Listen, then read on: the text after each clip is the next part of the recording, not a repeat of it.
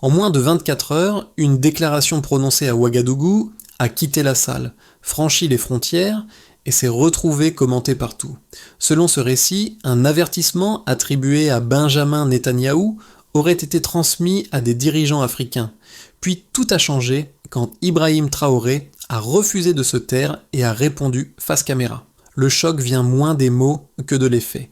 En quelques jours, la vidéo aurait circulé sur les réseaux, suscitant fierté, crainte de représailles et appel à l'unité au Sahel. Alors, que signifie ce basculement pour la suite ? Cette vidéo promet plus qu'un récit viral. Elle propose de comprendre pourquoi un geste symbolique, tenu sans note ni filtre, a produit des effets politiques mesurables. Si l'enjeu pour le public est simple, saisir comment une parole peut déplacer des lignes sans armée ni traité. Rester jusqu'au bout permet d'identifier ce qui relève du symbole, ce qui relève du calcul et ce qui relève du contexte régional. Le fil directeur est la souveraineté. Pas comme slogan, mais comme choix opérationnel exposé au risque. Le Sahel traverse une phase où la peur de l'isolement coexiste avec l'impatience populaire. Dans ce cadre, la prise de parole d'Ibrahim Traoré sert de test grandeur nature. Elle met en tension dignité et coût potentiel, visibilité mondiale et fragilité économique. Ce qui est en jeu dépasse une confrontation verbale. Il s'agit de savoir si des États peuvent transformer une indignation partagée en coordination durable. Cette analyse avance pas à pas, en s'appuyant uniquement sur les éléments du récit source pour évaluer ce que ce moment promet et ce qu'il n'assure pas. La révélation tient en 2 phrases. Une vidéo enregistrée sans script a circulé en quelques heures, puis a déclenché des réactions publiques de dirigeants voisins. Ce passage accéléré, du local au régional, marque une rupture observable dans le récit. Il ne s'agit pas d'un discours isolé, mais d'un signal qui a trouvé immédiatement des relais politiques et populaires. Pour comprendre pourquoi, il faut revenir à la scène initiale. À Ouagadougou, Ibrahim Traoré apparaît en tenue militaire, face aux caméras, dans un format inhabituel pour une déclaration de ce type. Aucun communiqué écrit, aucune médiation diplomatique. Le message évoque la souveraineté, la fin de la peur et la volonté de ne plus répondre aux pressions extérieures. Cette frontalité tranche avec des décennies de langage codé dans les relations internationales africaines. Le contexte régional amplifie l'effet. Le Burkina Faso, le Mali et le Niger partagent une histoire de blême, une histoire récente de rupture avec d'anciens partenaires sur fond d'insécurité persistante et de méfiance populaire envers les arrangements hérités. Dans ce climat, la parole d'Ibrahim Traoré n'arrive pas dans le vide. Elle rencontre une attente latente, nourrie par des frustrations économiques et symboliques accumulées. C'est là que se ferme la première boucle de curiosité. Ce qui semblait n'être qu'un échange verbal devient un point de ralliement. La question n'est plus seulement ce qui a été dit, mais pourquoi ce moment précis a permis cette amplification rapide et jusqu'où elle peut aller. La scène de Ouagadougou joue un rôle central dans la compréhension des premiers effets. La salle est remplie de journalistes, les caméras sont déjà prêtes, mais l'atmosphère reste indéterminée. Rien n'indique encore que cette prise de parole sortira du cadre habituel des conférences politiques. Ibrahim Traoré avance sans notes, sans écran, sans texte préparé. Ce détail compte, car il installe immédiatement une perception de spontanéité et de contrôle personnel du message. Le personnage qui se dessine n'est pas celui d'un diplomate classique. Le récit insiste sur l'origine militaire, sur le ton direct, sur l'absence de précaution verbale. Cette posture crée un contraste net avec l'image attendue d'un chef d'État africain dans un contexte international tendu. Pour une partie du public, cela renforce la crédibilité. Pour une autre, cela alimente l'inquiétude face aux conséquences possibles. Les premiers impacts apparaissent très vite. Dans les heures qui suivent, la vidéo ne circule pas uniquement via des médias institutionnels. Elle est partagée dans des groupes privés, commentée dans des espaces communautaires, reprise dans des discussions locales. Ce mode de diffusion échappe en grande partie au filtre traditionnel de l'information. Il transforme un moment politique en sujet social. Un premier effet mesurable est la réaction d'autres dirigeants de la région qui relaient ou soutiennent publiquement le message. Un second est la transformation du discours en symbole, indépendamment de ses implications concrètes. À ce stade, l'enjeu n'est pas encore l'efficacité politique, mais la reconnaissance collective d'un geste perçu comme fondateur. À retenir, une scène brève mais chargée suffit parfois à déplacer l'attention et à redéfinir ce qui semble possible. La dynamique s'enclenche avant même que la conférence de presse ne commence.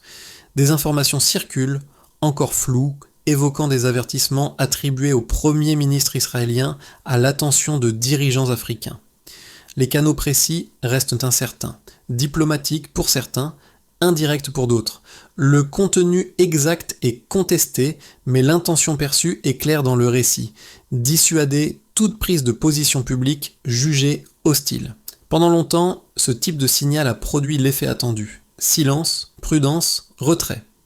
C'est dans ce contexte que la scène de Ouagadougou prend forme. Avant le discours, les attentes sont ambiguës. Ça c'est, les journalistes anticipent une déclaration mais sans rupture majeure. L'habitude est celle de formules mesurées, calibrées, pour éviter l'escalade. Ibrahim Traoré entre alors dans la salle, non comme médiateur, mais comme acteur central de la séquence. Le choix du format est déterminant. Il n'y a pas de texte lu, pas de détour lexical. Le message est assumé comme un acte, pas comme une négociation. Le point de bascule intervient lorsque le discours nomme explicitement la souveraineté et rejette l'idée même de répondre à des pressions extérieures, qu'elles viennent de Tel Aviv, de Washington ou de Paris. Cette mise à niveau symbolique change la lecture de l'événement. Il ne s'agit plus d'une réaction ponctuelle, mais d'un refus de hiérarchie implicite. La conférence se termine rapidement, mais la séquence ne fait que commencer. Dans les heures qui suivent, la diffusion s'accélère.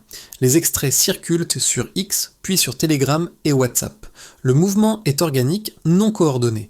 Des groupes peu politisés relaient la vidéo à côté de messages de fierté ou d'inquiétude. Les commentaires se multiplient, traduisent, reformulent. Le discours devient un objet partagé, détaché de son cadre initial. Cette propagation rapide transforme une prise de parole nationale en événement régional. Vient ensuite la phase de résonance politique. Des dirigeants du Mali et de la Guinée relaient publiquement la vidéo ou expriment leur soutien. Ces gestes, même brefs, modifient la perception du risque.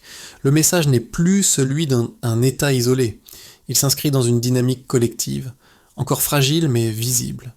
L'effet est cumulatif. Chaque relais réduit le coût individuel du soutien et augmente le poids symbolique de l'ensemble. En parallèle, un autre phénomène se produit, l'absence de réponse officielle du côté israélien. Aucun démenti public, aucune clarification. Ce silence est interprété de multiples façons. Pour certains, il s'agit d'un choix stratégique. Pour d'autres, d'un aveu de surprise. Quoi qu'il en soit, cette non-réaction devient elle-même un élément de la séquence. Elle prolonge la visibilité de l'événement et nourrit les interprétations.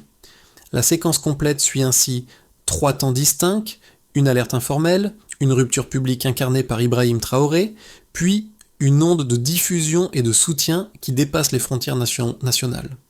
Chaque étape renforce la suivante. Le discours n'explique pas tout, mais il agit comme déclencheur. À partir de là, la question centrale n'est plus de savoir ce qui a été dit, mais ce que cette chaîne d'événements rend désormais possible. Le premier indicateur observable concerne la diffusion. Avant cette conférence, les prises de parole de dirigeants sahéliens restaient souvent confinées à des cercles militants ou à des médias régionaux. Ici, le récit décrit un passage rapide vers des plateformes à forte densité d'audience, avec une circulation quasi simultanée sur X, Telegram et WhatsApp. La différence n'est pas seulement qualitative, elle réside dans la vitesse perçue et dans la diversité des espaces touchés, des groupes familiaux aux canaux politiques structurés. Deuxième signal, la nature des relais. La vidéo n'est pas seulement partagée par des comptes anonymes ou des militants convaincus. Elle est reprise par des chefs d'État voisins, ce qui change son statut. Un message soutenu publiquement par le Mali ou la Guinée ne se lit plus comme une opinion individuelle. Il devient un élément de positionnement régional. Dans ce cadre, Ibrahim Traoré n'apparaît plus uniquement comme l'auteur d'un discours, mais comme le point d'articulation d'un message collectif émergent. Le troisième élément concerne la réaction, ou plus précisément l'absence de réaction des acteurs visés. Le silence officiel israélien est présenté comme inhabituel au regard des pratiques diplomatiques standards qui privilégient souvent la clarification rapide ou le démenti. Ce contraste entre une parole très visible et une non-réponse institutionnelle produit un effet mesurable sur l'attention médiatique. L'événement reste actif plus longtemps, alimenté par l'interprétation de ce silence comme un signal en soi. Un autre indicateur est le décalage entre la diffusion populaire et la couverture des grands médias occidentaux. Le récit souligne une présence minimale, souvent reléguée à des mentions secondaires. Cette asymétrie crée une dissociation entre ce qui circule massivement dans les réseaux numériques africains et ce qui est validé par les canaux traditionnels. Là encore, le contraste est parlant, plus l'écart est perçu, plus le sentiment d'appropriation du récit par les publics locaux se renforce. Ces éléments permettent une lecture en baseline, puis en évolution. La baseline correspond à un schéma ancien. Avertissement informel, autocensure, faible visibilité internationale. L'évolution décrite montre un autre enchaînement, exposition publique, relais régionaux, silence de l'adversaire, amplification sociale. Chaque étape n'est pas chiffrée précisément, mais leur combinaison dessine une tendance claire. Le coût symbolique de parler semble avoir diminué, tandis que le coût politique du silence paraît avoir augmenté. Enfin, un dernier signal réside dans la transformation du discours en référence. Il est cité, résumé, parfois simplifié, mais constamment réutilisé. Ce recyclage indique que le message dépasse son auteur. Ibrahim Traoré devient un repère narratif, non parce que ces mots seraient inédits, mais parce qu'ils sont perçus comme prononcés au bon moment, dans le bon contexte. La preuve n'est pas statistique au sens strict, mais cumulative. Diffusion, relais, silence, réappropriation. Ces indices ne garantissent aucun résultat durable. Il montre toutefois que le rapport entre parole et effet a changé. La question qui s'ouvre maintenant est de savoir si cette dynamique peut se maintenir lorsque l'émotion initiale retombe. L'argument le plus solide contre cette lecture optimiste tient en un mot: représailles. Des observateurs estiment qu'une rhétorique aussi frontale expose le Burkina Faso à des coûts réels, économiques ou diplomatiques. La dépendance à l'aide extérieure, la fragilité des équilibres sécuritaires et l'accès limité aux marchés internationaux sont souvent cités. Dans cette perspective, parler haut sans levier matériel suffisant relèverait davantage du symbole que de la stratégie. Un second argument insiste sur la personnalisation excessive du moment. En associant fortement la séquence à Ibrahim Traoré, le récit risquerait de masquer la faiblesse institutionnelle sous-jacente. Un discours, même viral, ne remplace ni des accords commerciaux, ni des capacités militaires, ni des politiques publiques durables.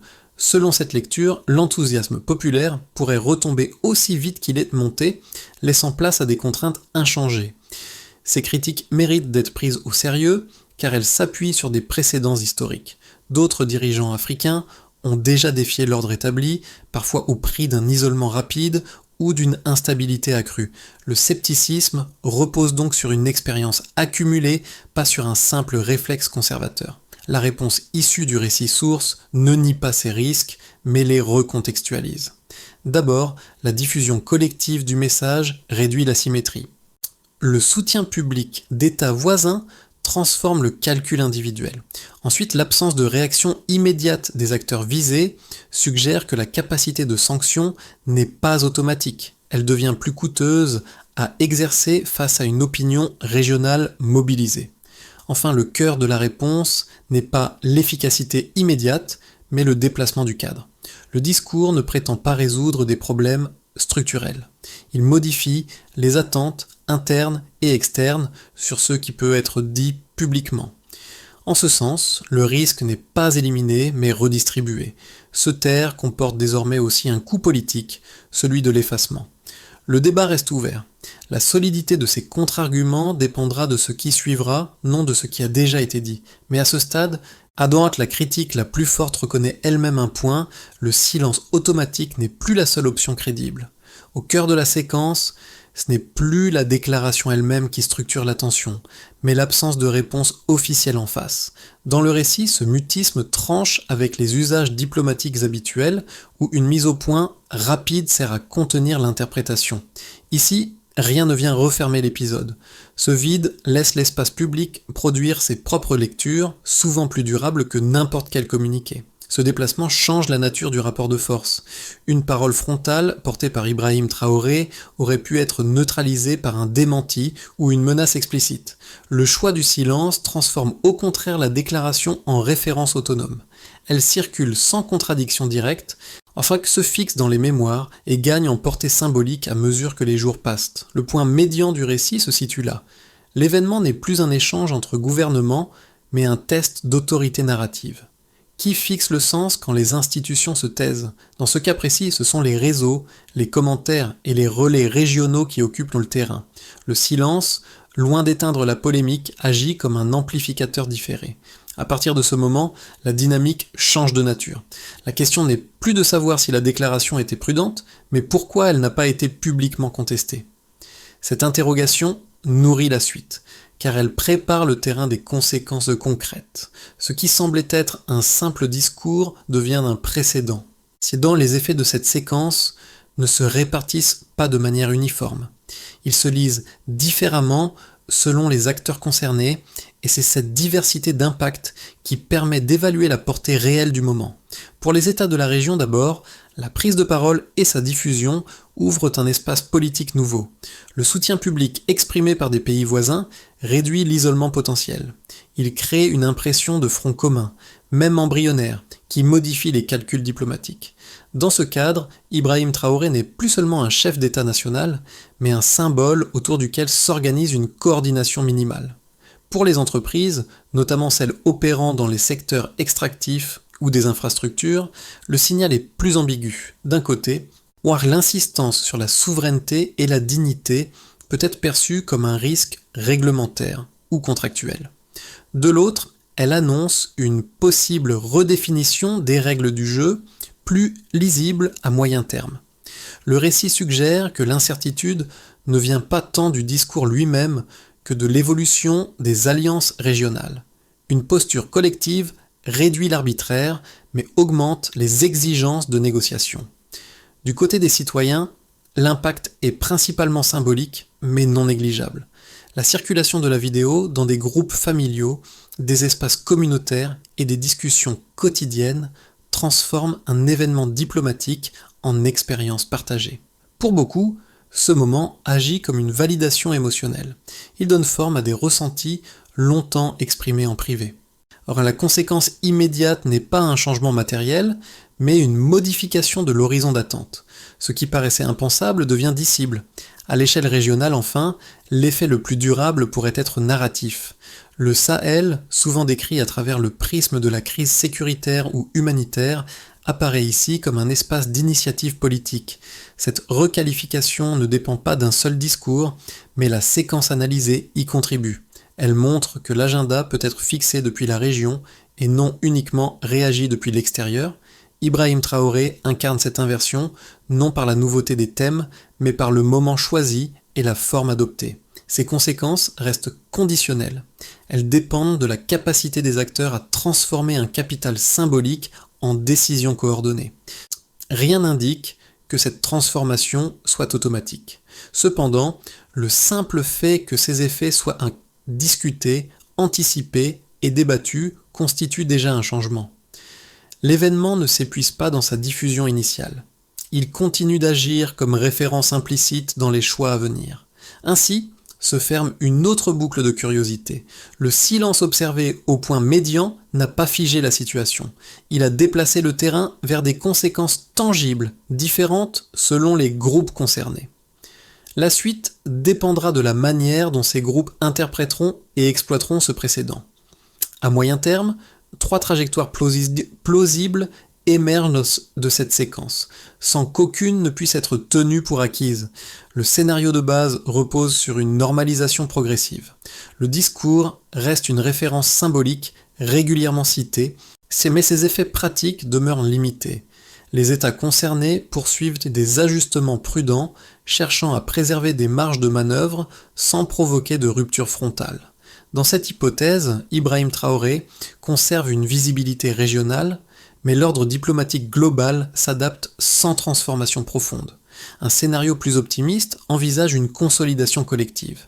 Les signaux de soutien observés se traduisent par une coordination plus structurée entre pays du Sahel, notamment dans les domaines sécuritaires et économiques. La parole publique devient un levier parmi d'autres, combiné à des accords concrets et à des mécanismes communs. Ici, le coût de la pression extérieure augmente, car il ne s'exerce plus sur un acteur isolé. Alors que ce scénario suppose une discipline politique interne et une capacité à absorber des tensions à court terme. Le scénario défavorable, enfin, met l'accent sur les réactions différées. Les pressions ne se manifestent pas immédiatement, mais par des canaux indirects, restrictions économiques, isolement diplomatique ciblé ou fragilisation interne. Dans ce cas, l'élan symbolique initial s'érode face à des contraintes matérielles persistantes. Le discours reste dans les mémoires, mais sert davantage de rappel d'un moment que de point de départ d'une dynamique durable. Ces scénarios ne sont pas exclusifs. Des éléments de chacun peuvent coexister selon les domaines. La clé de lecture proposée par le récit repose sur une condition simple.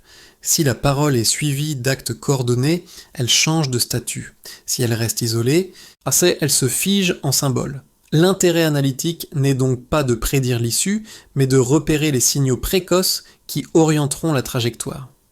Pour le public qui observe cette séquence à distance, l'effet n'est pas uniforme. Il dépend de la position sociale, de l'exposition à l'information et du rapport personnel à la politique internationale.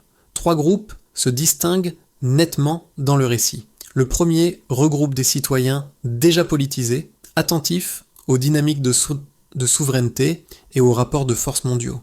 Pour eux, l'événement agit comme une confirmation. Il renforce l'idée que des marges d'initiative existent encore, même dans des contextes contraints. L'impact est cognitif. Il structure des débats, alimente des comparaisons et sert de référence dans des discussions plus larges sur l'autonomie politique. Le deuxième groupe est plus pragmatique. Il inclut des acteurs économiques, des membres de la diaspora ou des observateurs institutionnels. Leur lecture est conditionnelle. Ils s'interrogent sur les effets secondaires possibles, sur la stabilité des cadres juridiques et sur la durée de l'élan symbolique.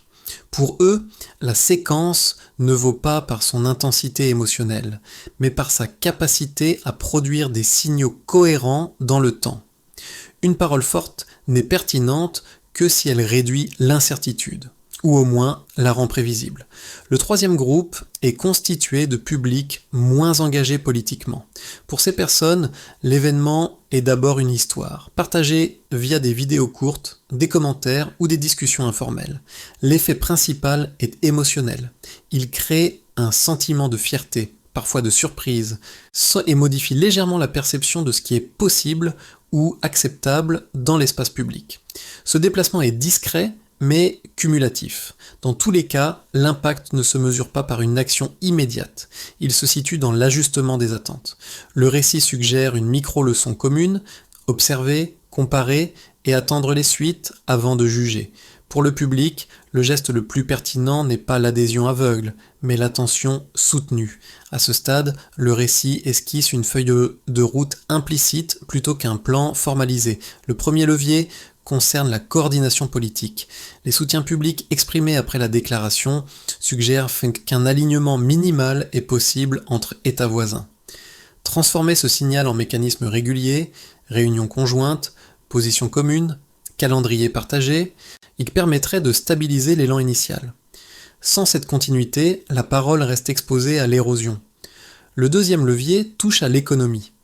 Le récit insiste sur la nécessité de réduire la dépendance aux arrangements hérités sans promettre de rupture immédiate. Cela passe par des choix progressifs, diversification des partenariats, révision de certains accords, mise en avant de priorités nationales claires. Dans ce cadre, Ibrahim Traoré apparaît moins comme un stratège solitaire que comme un catalyseur, à condition que l'appareil étatique suive. Un troisième levier concerne la narration. La diffusion virale a montré que le contrôle du récit n'appartient plus exclusivement aux médias traditionnels. Consolider cette capacité suppose une communication cohérente, régulière et ancrée dans des faits observables. Il ne s'agit pas de répéter un discours fondateur, mais de produire des repères intermédiaires qui maintiennent la crédibilité du message dans le temps. Enfin, le dernier levier est interne. Le récit rappelle que la solidité d'une posture externe dépend de l'adhésion domestique. Institutions, administrations, société civile doivent percevoir une cohérence entre les mots et les pratiques. Sans cela, le capital symbolique accumulé se fragilise. La feuille de route n'est donc pas seulement diplomatique ou médiatique, elle est organisationnelle. Ces étapes ne garantissent aucun succès. Elles définissent cependant des critères d'évaluation. Si, dans les mois à venir, ces leviers sont activés de manière visible, alors le discours initial changera de statut. Il passera du moment marquant à la séquence structurante. Maintenant, c'est là que se referme une autre boucle de curiosité. La parole a ouvert une porte, mais seuls les actes diront ce qu'il y a derrière. La scène de Ouagadougou revient comme un motif central.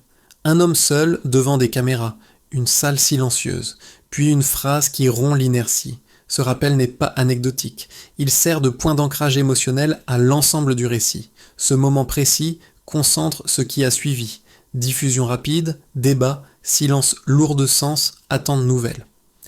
En y revenant, on comprend que l'impact ne tient pas à la nouveauté des idées, mais à leur incarnation. Ibrahim Traoré n'apparaît pas ici comme un héros figé, mais comme un déclencheur. Le récit le montre traversé par des contraintes, exposé aux risques, inscrit dans une histoire plus large que lui. Cette humanité est essentielle. Elle permet au public de projeter autre chose qu'une figure abstraite, un choix fait à un instant donné, dans un contexte donné. C'est ce choix qui reste, plus que les mots exacts prononcés. Le rappel émotionnel fonctionne aussi parce qu'il s'appuie sur une continuité. Les réactions populaires, les soutiens régionaux, le silence en face, tout renvoie à ce premier pas vers le micro. La narration boucle ainsi sur son origine. Ce qui semblait être un épisode isolé se révèle comme un nœud, reliant passé colonial, frustration contemporaine et aspiration future. Une phrase résume ce retour. Parfois, dire non suffit à déplacer l'horizon. Elle n'explique rien à elle seule, mais elle condense l'intuition partagée par beaucoup. Le sentiment que quelque chose a été rendu visible, sinon encore possible. C'est cette émotion, plus que toute analyse, qui continue de porter l'histoire au-delà du moment initial. La fin de ce parcours ne cherche pas à clore le débat, mais à l'ouvrir. Ce qui s'est joué à Ouagadougou ne prend son sens que dans la manière dont chacun l'interprète et le relie à son propre contexte. Pour certains, il s'agit d'un signal politique. Pour d'autres, d'un symbole générationnel. Pour d'autres encore, d'un simple épisode médiatique. Ces lectures peuvent coexister sans s'annuler. La dimension collective reste centrale. Une parole devient structurante lorsqu'elle est discutée, critiquée, comparée et non simplement applaudie. Le récit invite à cette posture active. Observer les suites, repérer les actes, distinguer l'émotion de la stratégie. C'est à ce niveau que le public entre réellement dans l'histoire, non comme spectateur passif, mais comme interprète attentif. Il y a aussi une dimension plus large, presque universelle. La question posée dépasse un pays ou un dirigeant. Elle interroge la capacité des sociétés à redéfinir les limites de ce qui est dissible face au pouvoir. En ce sens, Ibrahim Traoré n'est qu'un point de départ, pas une conclusion. L'essentiel réside dans ce que d'autres feront ailleurs avec cette référence désormais disponible. La discussion reste ouverte. Ce moment était-il un tournant durable ou une parenthèse marquante ? Les prochains mois apporteront des éléments de réponse. En attendant, une chose est certaine. Ignorer cet épisode serait manquer un indice sur les transformations en cours. À chacun maintenant de décider comment l'écouter et ce qu'il en fera.